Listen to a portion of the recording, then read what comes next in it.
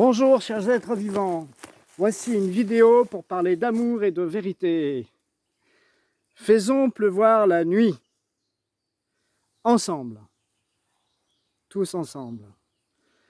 Montrons que nous pouvons nous unir pour le bien-être de tous, que nous savons reconnaître le bon sens par notre participation à des projets concrets, par notre persévérance de nos demandes, complices de la création, dont l'essence et le but sont de partager les bienfaits de la vie pour le bien-être de tous. Faisons pleuvoir la nuit, tous ensemble. Voici une proposition à partager à toutes et tous sur toute la planète. Que nous soyons simples ou plus intellectuels, que nous ayons fait des études spirituelles ou de développement personnel, ou d'apprentissage spontané à l'école de la vie, tous et toutes, nous sommes ensemble pour nous unir à cette cohérence qui commence à émerger du constat de nos erreurs et du nouveau chemin choisi. Nous avons bien œuvré, même si vous éveillez à peine à qui vous êtes vraiment, sans les conditionnements et les obligations du passé. Allons ensemble dans les bulles de vie sacrées, dans lesquelles nous sommes interconnectés. Demandez ce qui est juste pour l'amour de la vie et la vie de l'amour. Quelles sont les idées et énergies cohérentes pour un tel projet? De quoi je vais vous parler? De quoi allons-nous parler? Je dis ça parce que je sais très bien que nous sommes interconnectés et que nous dialoguons ensemble sans nous en rendre vraiment compte. Je tiens à vous dire aussi pourquoi mes vidéos sont calmes. C'est parce que je préfère la simplicité qui ramène à nos racines, la nature et la connexion à la conscience. Cette présence apporte le calme intérieur qui favorise l'écoute et ainsi nous pouvons ressentir l'énergie qui passe entre nous pendant que je vous parle et que vous m'écoutez. Je ne suis pas seul. Vous n'êtes pas seul. Nous sommes une part du grand tout. Nous sommes unis par la conscience de la création, qu'on dit « je suis », la lumière, le lien de l'intelligence de la vie, de l'intelligence cosmique, qui nous interconnecte tous. C'est pourquoi il n'y a pas de musique ni d'image incrustée dans mes vidéos. C'est pour vous laisser vous poser en vous et que vous deveniez authentique dans vos écoutes, des présences de lumière et de la conscience de la source qui vous parle. Voici les différents points que nous allons aborder. Premièrement, nous avons de l'expérience dans ce domaine. Deuxièmement, nous avons aussi le désir profond de changer de monde, de mode de vie, donc de co-créer une nouvelle étape. Troisièmement, qu'est-ce que fait la conscience? Qu'est-ce qu'elle nous dit? Quatrièmement, l'intelligence de vie nous motive à être vraiment qui nous sommes. Je vous ai fait une sacrée liste. Cinquièmement, les preuves scientifiques que nous avons. Sixièmement, prenons notre place d'être puissants en amour. Les humains sont puissants en amour. Septièmement, validons cette expérience de connexion à la vie. Premièrement, donc, notre expérience en ce domaine. Nous avons à plusieurs reprises autrefois, il y a quelques années, par des prières et des demandes collectives, calmé les agressivités de certaines nations dans les conflits. Je vous parlerai tout à l'heure des scientifiques qui ont validé que la puissance de l'amour des humains est la plus grande puissance de l'univers.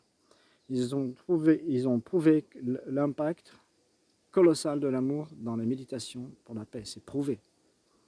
Je vous en parlerai tout à l'heure. Et aussi, nous avons fait pleuvoir dans les gros incendies qu'il y a eu en Australie, un peu plus récemment. C'était tellement fort, ça a tellement bien fonctionné, nos demandes, qu'il y a eu inondation. Comme si le feu ne suffisait pas. Enfin bon. Il faut modérer, il faut avoir beaucoup de douceur. Deuxièmement, notre désir profond de changer de monde, de mode de vie. Donc de co-créer une nouvelle étape. Quoi qu'il en soit de ce qu'on pense aujourd'hui, nos expériences passées donnent vraiment des précisions sur ce qu'on est capable. Et donc c'est un constat aussi, pour ceux qui ne l'avaient pas vu, c'est que quand nous aimons la nature, quand nous considérons être un élément et que nous la considérons elle aussi comme un être vivant, elle est d'accord pour nous répondre. Elle est vraiment d'accord. Du coup, c'est un autre défi pour nous, c'est d'arriver à faire des demandes suffisamment harmonieuses pour éviter les inondations, en cohérence avec le vivant, un état d'être plus confiant et paisible, sans ego, pour que chacun et chacune des êtres vivants de la Terre reçoivent ce qui lui est juste. Plus qu'une méditation, un principe de vie, une onde de vie, entretenue régulièrement, une demande incluse dans votre vie tous les jours de penser que vous êtes OK pour prendre votre place, de penser à l'eau, l'élément eau, avec amour, de penser aux autres avec amour, de prendre soin de vous, de votre corps. L'amour, c'est pas un bouton, on appuie une seule fois dessus. Et comme c'est notre lien vivant quotidiennement, c'est en prenant conscience de ça, en vivant quotidiennement, que ça nous fait monter en vibration et en conscience. Les pensées de même nature et de même vibration se rejoignent naturellement dans les dimensions où elles sont et portent le message à la création, à l'intelligence de vie et à tous les êtres vivants. Inutile de voir le faire à la même heure ni le même jour, du fait que vous le faites régulièrement et fréquemment, le moulin à prière porte la vibration permanente pour que chaque partie de la Terre soit arrosée en fonction de ses besoins. Dans son ensemble, la Terre manque d'eau. Parfois, des fois, il y en a trop. S'il pleut la journée ou tous les jours, nous pouvons être gênés dans certains travaux. Et les récoltes peuvent souffrir d'une trop brusque et récolte trop forte quantité d'eau. Et si le soleil manque trop, ça impacte la vie de tout le monde. Tous les animaux, les végétaux, même les minéraux qui ne peuvent plus circuler s'il n'y a pas d'eau. Et si le soleil manque, eh ben, ça manque pour faire pousser les plantes. Et puis pour nous, ça nous fait du bien le soleil, évidemment. C'est une vision simple, me direz-vous, simpliste, voire simplette. Eh bien, simple peut-être, ouais, mais pas simplette. Troisièmement, que fait la conscience? Qu'est-ce qu'elle nous dit? Elle nous dit que dans cette bulle de vie commune, la Terre, le système solaire, nous sommes créateurs de notre présent et du coup de notre futur. La seconde immédiate, dans la façon dont nous la vivons maintenant, influence la seconde suivante. Pourquoi? Parce que la matière, entre autres parce qu'elle est composée d'eau, mémorise les énergies émises par nos émotions, par nos pensées, par la joie, les conditionnements, la tristesse, les obligations, la colère, la paix, l'amour, la patience, les agacements, la conscience. Tous les corps de tous les êtres vivants contiennent de l'eau. Et ça génère la mémorisation de tout ça. Je vous raconte l'histoire vécue lors d'un stage sur un petit chemin pédestre. Nous avions passé une journée de test, de ressentir l'énergie du corps d'énergie vitale, du corps des arbres aussi, des différentes zones des arbres. Il y avait 5 stagiaires, je crois, on était 2 animateurs. Et le lendemain, nous décidons d'aller, on avait testé l'eau aussi, c'était super. Et on a été voir dans une forêt parce qu'il y avait d'autres arbres, d'autres variétés. Puis changer de lieu, ça fait du bien. Et en passant sur le chemin, je me suis senti très très mal à un moment. Et je me suis demandé pourquoi. Et en marchant, au bout de quelques mètres, je me rends compte qu'il y avait plein d'arbres coupés. Je me dis, tiens, c'est peut-être ça. Et je me retourne vers les autres, je leur dis, mais vous vous sentez bien ici? Vous, comment vous ressentez là? Parce que je ne voulais pas leur donner de trucs dans le mental, quoi, pour pas qu'ils partent tout de suite sur... Et donc, on a écouté ce qui se passait dans la vie, là, à l'instant. C'est la vie qui nous enseigne, c'est quand on s'aperçoit de quelque chose. Et donc, on s'est aperçu qu'effectivement, il y avait une agression très violente, comme un passage à tabac ou un viol, en fait. Enfin, on était plusieurs à corroborer cette énergie-là. On a discuté pendant un quart d'heure. Hein. On a ressenti dans notre corps les énergies. Et on a fait des soins ensuite. Et pour que ça se passe mieux pour les arbres et pour le lieu, quoi. Et du coup, en fait, ils sont partis, mais c'était des gens qui étaient venus là, qui avaient pris le bois pour prendre le bois, pour faire vite un peu de thunes, sans aucun respect pour rien. Et du coup, les arbres n'ont pas été reconnus, et c'était certainement faire du bois de chauffage, c'était des petits chênes. Mais du coup, c'est un exemple pour vous dire que lorsqu'un être humain est reconnu, eh bien, il a une bonne énergie. C'est de fait comme ça. Quand quelqu'un vous sourit, vous vous sentez bien. Si vous avez besoin de vous sentir bien, enfin, c'est normal. Quand il y a un échange, que vous souriez aux gens, ça fait du bien même à vous, quoi. Et les arbres, si, les végétaux, les animaux, si vous reconnaissez les êtres vivants, ils vont il y a un dialogue qui va se passer avec eux, et la vie va vous rendre à travers votre présence, votre manière d'être, elle va vous rendre ce que vous avez donné. C'est pas, vous le faites pas pour qu'on vous le rende, mais je veux dire, il y a un équilibre permanent comme ça. Et si vous prévenez l'arbre avant de le couper, pour lui dire bah, j'ai besoin de toi pour me chauffer cet hiver, ou pour faire la maison, construire la maison, si vous faites ça, vous allez avoir une très très bonne énergie dans votre bois pour le feu, et dans la maison, il y aura une autre énergie aussi, parce qu'il y a une complicité avec la vie qui se sera passée, qui aura été avec le vivant, quoi.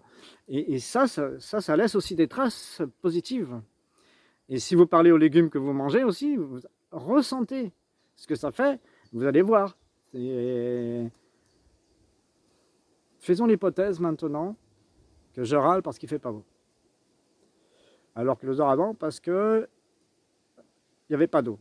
Parce que dans mon potager, quand j'ai bêché, à profondeur de bêche de, vous voyez, 35 cm, il n'y avait pas une seule humidité dans le sol, rien, c'était sec.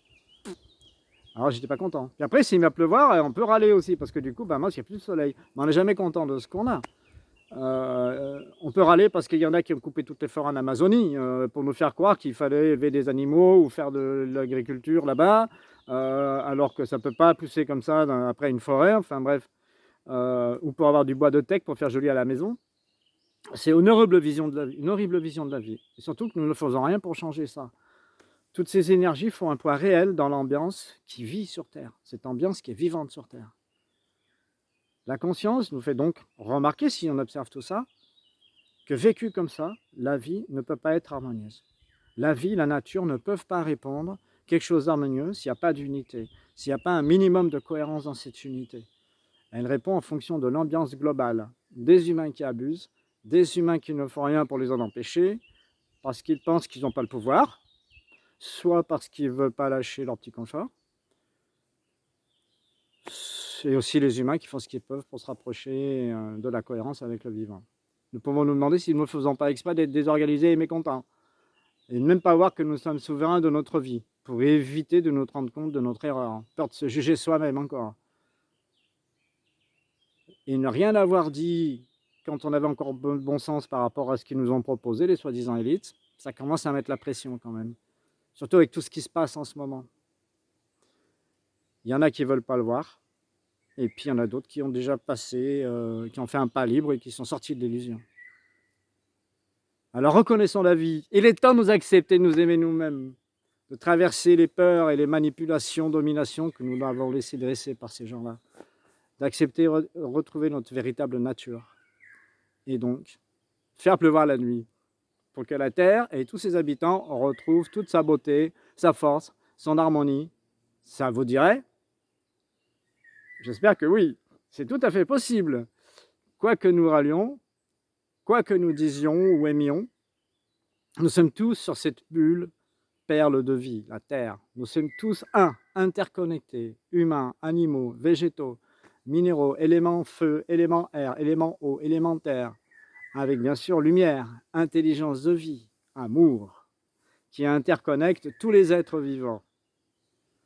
Quatrièmement, l'intelligence de vie nous motive à être vraiment qui nous sommes. La présence de lumière est très dense, son intensité dans nos corps et dans tous les êtres vivants, oxygène compris bien sûr, est des millions de fois plus forte qu'il y a quelques années. J'ai fait des mesures depuis longtemps du niveau vibratoire universel, c'est-à-dire présent dans tous les êtres vivants. J'ai mesuré de différentes façons. Mais ce qu'il y a de sûr, c'est que ceux qui ont des pensées duelles se mettent en opposition avec la présence de la lumière. Et ils doivent se sentir mal, parce qu'il y en a de partout. En 1988-1990, j'avais choisi de mesurer en centimètres cubes le nombre de particules de lumière qu'il y a dans un centimètre cube. À l'époque, il y en avait entre 2 et 4. Aujourd'hui, dans le même volume, il y en a 3354. Au moment où j'ai testé, à 18h20 le 29 mai 2021. Arrêtons de discuter et passons à l'action. Avec toute cette intelligence de vie qui s'intensifie dans nos cellules, tout est possible. Prenons notre place d'être humain responsable, qui fait son office de gardien de la terre et de la vie. Gardienne, gardien, responsable, vous êtes capable de répondre et vous acceptez votre capacité, si vous acceptez votre capacité de répondre en totale intégrité de la vie. Demandons de façon humble aux éléments, à la lumière, à Dieu, à la source de toute vie, qui est notre origine à toutes et tous, à la nature. Formulez comme ça vous vient spontanément, mais avec beaucoup de douceur. Pour cela, posons-nous dans un lieu calme et bien éclairé en énergie positive. S'il te plaît, amour de la vie, toi, lumière, conscience de vie, fais pleuvoir la nuit dans chaque endroit de la terre, de la façon dont il est juste qu'il pleuve, pour qu'une vivante harmonie, s'il te plaît, puisse vivre ici, émaner sa présence. Toutes les nuits, si c'est juste. De même, si c'est juste, fais rayonner le soleil, le jour, harmonise tous les éléments, s'il te plaît. Vous pouvez faire comme vous le sentez. C'est un exemple. Cinquièmement, des preuves scientifiques nous avons. Voici le résultat d'une expérience menée par des scientifiques qu'il est très intéressant de consulter en vidéo. Pendant le conflit israélo-libanais, au début des années 1980, il y a un chercheur, John Ashland, physicien quantique, qui a fait une étude sur l'impact des pensées positives envoyées sur l'état de la guerre. Les résultats sont impressionnants, tellement impressionnants que cette étude a été reprise par plusieurs centres de recherche. Le résultat maintenant, il est scientifiquement prouvé qu'il est beaucoup plus évident que la méditation de groupe pour la paix puisse arrêter la guerre, l'esprit de haine, le pouvoir, la peur, que l'aspirine puisse arrêter le mal de tête. C'est un scientifique qui l'a dit. Au cas où certains sceptiques voudraient se convertir, voici le lien dans les Écritures disponibles en bas dans le texte, en dessous de la vidéo. Sixièmement, prenons notre place des êtres humains puissants en amour. J'ai une question. Est-ce que les sceptiques, vous vous rendez compte de ce qui s'est passé en 1980, ça fait pas si longtemps, et que nous vivons comme ça, et qu'il y a beaucoup de gens qui méditent sur Terre? Alors faisons-le. Méditons. Demandons pour la Terre et pour tous les êtres vivants. Avançons ensemble. Il convient de dire que nous devons continuer d'apprendre nos émotions, à libérer nos émotions, à libérer nos pensées, pour rester le plus possible canalisés et respectueux de nos corps, de nos vies, des autres êtres humains et de tous les autres êtres vivants qui vivent sur la Terre, dans la Terre et l'univers. Respecter signifie rester en paix, ce qui permet de respirer en étant présent à notre respiration dans le corps. La respiration, c'est la vie. Comme l'eau, c'est la vie. En respirant, notre énergie s'incarne. Vous ressentez que vous êtes présent. Vous pouvez vous aimer enfin en permanence. Et pour ceux qui le sentent, vous pouvez demander, dans un deuxième temps, l'éveil à la conscience de la façon la plus harmonieuse possible pour tout le monde, si c'est juste pour eux, et de la façon dont c'est juste pour chacun et chacune. Septièmement, enfin, validons cette expérience de connexion à la vie. Montrons que nul être n'a besoin de 5G ni d'ARN messager pour être soi-disant plus fort. Montrons que nous avons tout en nous lorsque nous aimons la vie en présence en nous et tous ceux qui en font partie. Montrons que nous pouvons nous unir dans la réalité de nos consciences interconnectées, en la conscience intelligence de vie. Montrons que nous la vivons dans nos quotidiens. puisqu'elle est en nous et que nous sommes en elle.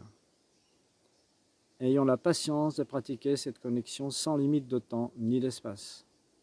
Chaque jour dans nos cœurs, portons l'amour de la vie pour l'amour de la vie, pour la vie de l'amour.